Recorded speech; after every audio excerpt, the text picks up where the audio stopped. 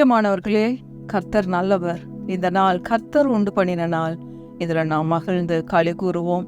ஆண்டவராகிய இயேசு கிறிஸ்துவின் நாமத்தினால ஒவ்வொரு நாளும் இந்த சத்தியங்களை கேட்கிறவங்க ஒவ்வொருத்தரையும் இந்த நாளில் நான் வாழ்த்தி ஆசீர்வதிக்கிறேன்.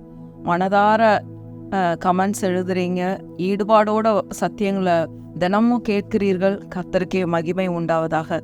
அதில் ஒரு சிலர் கமெண்ட்ஸ் எழுதியிருக்கீங்க. உங்களுக்காக நான் தினமும் ஜெபித்து வர்றேன்.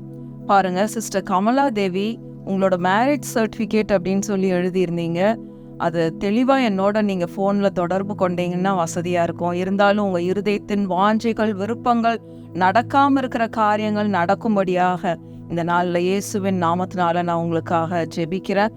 அடுத்தது சுமதி, சிஸ்டர் சுமதி, கடன் பிரச்சனை, வருமானம் இல்லைன்னு நிறைய கஷ்டங்களை எழுதியிருந்தீங்க. இந்த கடன்களை காட்டிலும், இந்த கஷ்டங்களை காட்டிலும் உங்களுக்குள்ள இருக்கிற தேவன் மகா பெரியவர். 1 யோவான் 4:4 சொல்லப்பட்டபடி உலகத்தில் இருக்கிறவனை காட்டிலும் உங்களில் இருக்கிறவர் மகா பெரியவர்.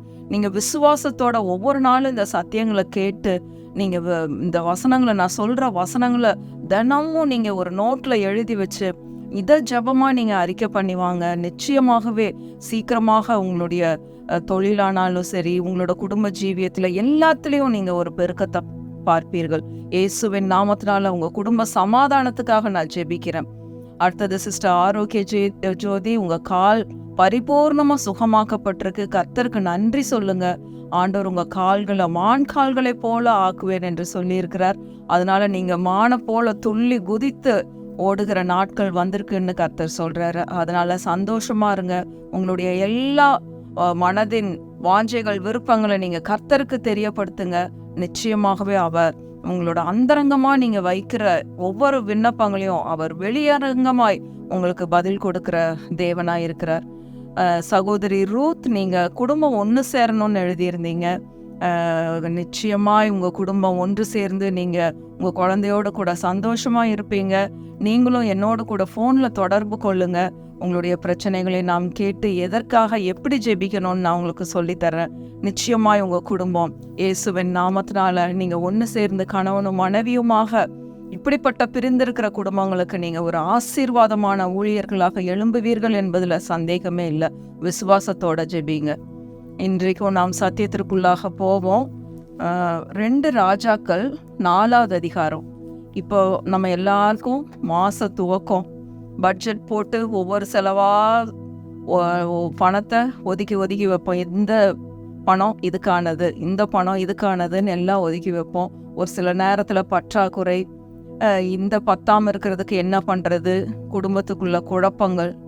பாருங்க, பழைய ஏற்பாட்டில் தீர்க்கதரிசிகள் எப்படியெல்லாம் விசுவாசத்துல ஒவ்வொரு காரியத்தை பேசியிருக்காங்க. அவங்க பேசின வார்த்தையின்படியே நடந்திருக்கு. அதே மாதிரி நீங்களும் பேசுங்க அப்படின்னு சொல்லி கர்த்தர் நமக்கு கற்றுக் கொடுத்திருக்கிறார். அதனால இப்படிப்பட்ட வார்த்தைகளை நம்மளும் நம்ம குடும்பங்கள்ல பேசி ஜெயத்தை பார்ப்போம். 2 ராஜாக்கள் 4வது அதிகாரம் 42 44 வசனம். 2 ராஜாக்கள் 4வது அதிகாரம் 42 வசனம் வாசிக்கிறேன். பின்பு பாகால் சலீஷாவிலிருந்து ஒரு மனுஷன் தேவனுடைய மனுஷனுக்கு முதற் பலனான வார்கோதுமையின் 20 அப்பங்களையும் தாழ்கதிர்களையும் கொண்டு வந்தான். அப்பொழுது அவன் ஜனங்களுக்கு சாப்பிட கொடு என்றான். எலிசா தீர்க்கதரிசி கிட்ட ஒரு மனுஷன் தாழ்கதிர், அப்பம் எல்லாத்தையும் கொண்டு வந்து கொடுக்குறாரு. தன்னுடைய முதற் பலனை கொண்டு வந்து கொடுக்குறாரு. மாதத்தின் முதல் மாதத்துல நம்ம எப்படி தசம பாகம் காணிக்கைகளை தேவனுடைய ஆலயத்துல கொண்டு போய் கொடுக்குறோமோ, அந்த விதமாக அவங்க நிலத்துல விளைஞ்ச எல்லா தாழ்கதிர்களையும் கொண்டு வந்து கொடுத்துருக்காரு. அது ஒரு 20 அப்பம் இருந்திருக்கு. ஆனா அந்த ஊழியர் எலிசா தீர்க்கதரிசியின் இடத்துல 100 பேர்த்துக்கிட்ட இருந்திருக்காங்க. அப்ப இந்த மனுஷன் கேட்கிறான், அந்த ஊழியக்காரன்ட்ட கொண்டு வந்து கொடுத்த உடனே அவன் கேட்கிறான், எப்படி தீர்க்கதரிசி இந்த 100 பேர்த்துக்கு எப்படி இது பத்தும் அப்படின்னு சொல்லி. பாருங்க, 43வது வசனம். அதற்கு அவனுடைய பணிவிடைக்காரன், இதை நான் 100 பேருக்கு முன் வைப்பது எப்படி என்றான். எலிசா சொல்றாரு, இதை கொண்டு போய் 20 அப்பத்தை எல்லாத்துக்கும் கொடுங்கிறாரு. அந்த பணிவிடைக்காரன் சொல்றான், 100 பேர்த்துக்கு நான் எப்படி இதை வைக்க முடியும், இது 20 தானே இருக்கு அப்படின்னு சொல்லி சொல்றாரு. அதை ஜனங்களுக்கு சாப்பிட கொடு, சாப்பிட்ட பிற்பாடு இன்னும் மீதி உண்டாயிருக்கும் என்று கர்த்தர் சொல்லுகிறார். 43வது வசனம் பாருங்க. அதற்கு அவனுடைய பணிவிடைக்காரன், இதை நான் 100 பேருக்கு முன் வைப்பது எப்படி? 100 பேத்துக்கு முன்னாடி வைக்கிறது எப்படி? நம்ம இப்போ மனைவிமார்கள்லாம் கேட்குறோம், ஹஸ்பண்ட்ஸ் கொண்டு வந்து பணத்தை கொடுக்கும்போது, என்ன இந்த மாதம் 20,000 25,000 செலவு இருக்கு, வாடகையே 20,000 இருக்கு, ஜாமானம் 10,000 வாங்கணும், செலவே 50,000 இருக்கு, இவ்வளோ குறைவா பணத்தை கொடுத்தீங்கன்னா நான் எப்படி குடும்பத்தை நடத்துவேன்? ஆனால் தீர்க்கதரிசி என்ன சொல்றாரு? நீ சாப்பிட கொடு, எல்லாத்துக்கும் கொடு, எல்லாரும் சாப்பிட்டதுக்கு அப்புறம் மீதியும் உண்டாயிருக்கும் என்று கர்த்தர் சொல்லுகிறார். எப்படி ஒரு விசுவாசம் உள்ள ஊழியக்காரன் பாருங்க. தீர்க்கதரிசின்னு 44வது வசனம் பாருங்க. அப்பொழுது அவர்களுக்கு முன்பாக அதை வைத்தான், கர்த்தருடைய வார்த்தையின்படியே அவர்கள் சாப்பிட்டதும் அன்றி மீதியும் இருந்தது. இன்னைக்கு காலையில கர்த்தர் இதை காமிச்சாரு பாருங்க. எடுத்து படிச்சுக்கிட்டு இருந்தேன்.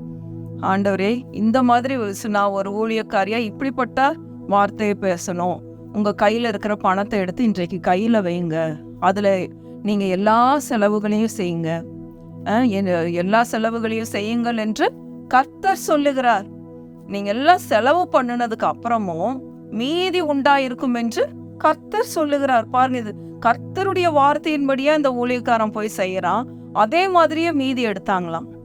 இது எல்லாத்துக்கும் தேவை விசுவாசம். பிரியமானவர்களே, உங்க கையில இருக்கிற பணத்தை எடுத்து நீங்க ஊழியத்துக்கும் ஊழியர்களுக்கும் கொடுத்ததுக்கு அப்புறம் ஒவ்வொரு செலவா நீங்க செய்யும் பொழுது நிச்சயமாகவே உங்களுக்கு மீதி உண்டாயிருக்கும் என்று கர்த்தர் சொல்லுகிறார். பாருங்க, அப்ப நம்ம தேவனுடைய ராஜ்யத்துல செலவு செய்து மீதியை எடுத்து நம்ம குடும்பங்களுக்கு செலவு செய்யும் பொழுது நிச்சயமாகவே மீதி உண்டாயிருக்கும். அந்த மனுஷனுக்கு ஒரு விசுவாசத்தை பாருங்க. இதை எடுத்துட்டு தன்னுடைய முதற்தரமான 42வது வசனம் பார்த்தா, வார்கோதுமையின் 20 அப்பங்களையும் தாழ் கதிர்களையும் தன்னுடைய முதற் பலனை கொண்டு வர்றாரு. கொண்டு வந்து தீர்க்கதரிசி கிட்ட கொடுக்கறாரு. பாருங்க, எவ்வளவு ஆச்சரியமா இருக்கு. ஆனா கர்த்தர் என்ன சொல்றாரு? இந்த 100 பேத்துக்கு கொடு, 20 தான் இருக்குது, ஆனா 100 பேத்துக்கு கொடு. அந்த இடத்துல கர்த்தருடைய வல்லமை வெளிப்படுகிறது. அப்போ நம்ம கஷ்டப்பட்டு சம்பாரிச்சதை விட கர்த்தருடைய வல்லமை நம்ம கையில் இருக்கிற பணத்துல வரும் பொழுது அந்த சூப்பர் நேச்சுரல் பவர் நம்மளுடைய வருமானத்தை பெருக பண்ணுகிறதா இருக்கிறது.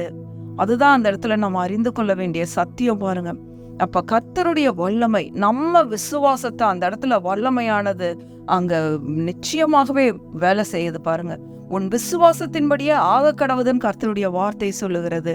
அப்ப நம்ம அந்த விசுவாசத்தோடு கூட செய்கிற ஒவ்வொரு காரியத்தையும் ஆண்டவர் ஹானர் பண்றவரா இருக்கிறார்.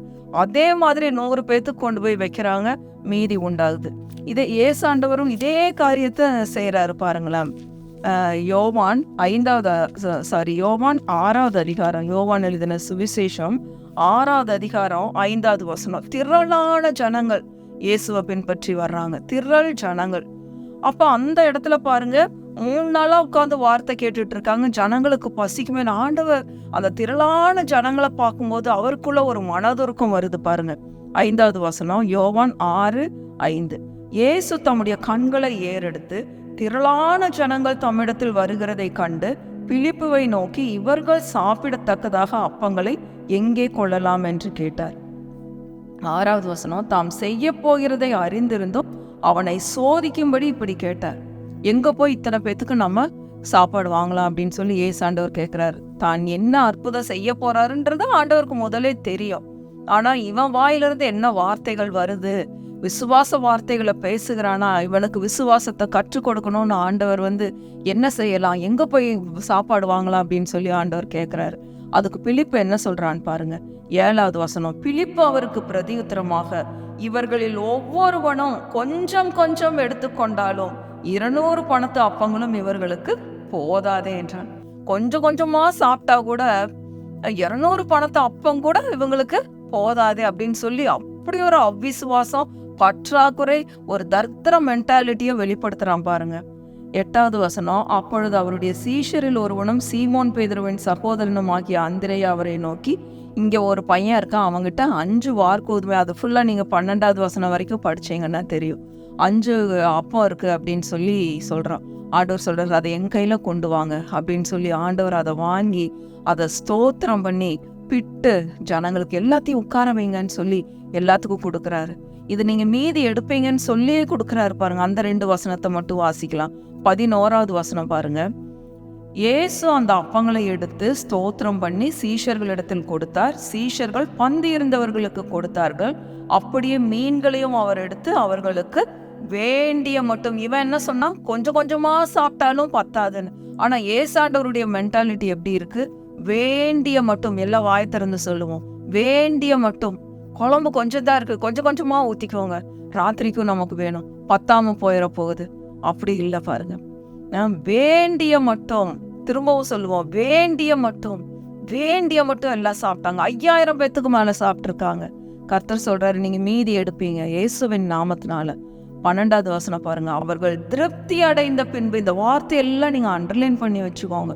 திருப்தி அடைந்த பின்பு அவர் தம்முடைய சீஷர்களை நோக்கி, ஒன்றும் சேதமாய் போகாதபடிக்கு மீதியான துணிக்கைகளை சேர்த்து வையுங்கள் என்றார். இதெல்லாம் நம்ம ஆண்டாண்டு காலமா படிச்சுக்கிட்டே இருக்கோம். ஆனா இன்றைக்கு சூழ்நிலையில, இன்றைக்கு நம்மளுடைய குடும்ப சூழ்நிலையில, நீங்க எவ்வளவு பெரிய சொத்துக்காரங்களா இருக்கலாம், பணக்காரங்களா இருக்கலாம், ஆனா கர்த்தருடைய ஆசீர்வாதம் இதுதான் நமக்கு ஐஸ்வர்யத்தை தரும். கர்த்தருடைய ஆசீர்வாதம் தான் நம்மளுக்கு பற்றாக்குறை இல்லாத ஒரு வாழ்க்கை, நிம்மதியான ஒரு வாழ்க்கை, சந்தோஷமான ஒரு வாழ்க்கை, திருப்தி அடைகிற ஒரு வாழ்க்கை உண்டாகும். பிரியமானவர்களே பாருங்க, அந்த இடத்துல மீதி எடுக்கிறாங்க. கர்த்தர் சொன்ன வார்த்தையின்படியே 13வது வசனம், அந்தப்படியே அவர்கள் சேர்த்து வார்கோதுமை அப்பங்கள் 5 அவர்கள் சாப்பிட்டு மீதியான துணிக்கைகளினாலே 12 கூடைகளை நிரப்பினார்கள். எவ்வளவு மீதி எடுத்தாங்க? 12.